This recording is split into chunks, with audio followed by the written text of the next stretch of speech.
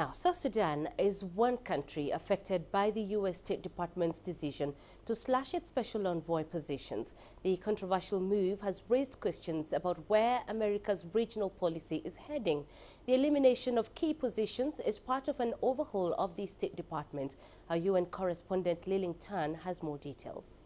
When U.S. Secretary of State Rex Tillerson told Congress this week the State Department wants to remove a number of special envoy positions, it raised concerns among some foreign policy experts. Among the envoys on the chopping block are special envoys to Sudan and South Sudan, Syria, Libya, Haiti, the Iran deal, the six-party talks with the DPRK, and climate change. The UN has not officially commented and is unlikely to, given that these decisions are made by a government on a national level. But this has raised important questions about the US commitment to resolving some of these ongoing conflicts and issues.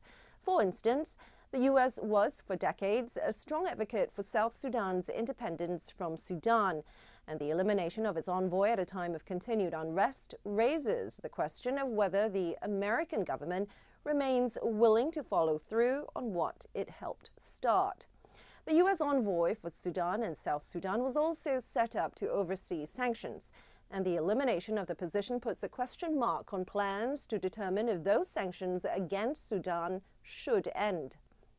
But the move isn't entirely a surprise. There has long been debate about redundancies within the U.S. State Department.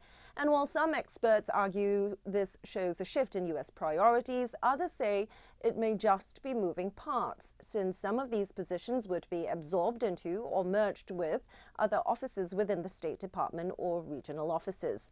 Either way, a lot of this is still conjecture, as part of the proposed cuts still need congressional approval. Liling Tan, CGTN, New York.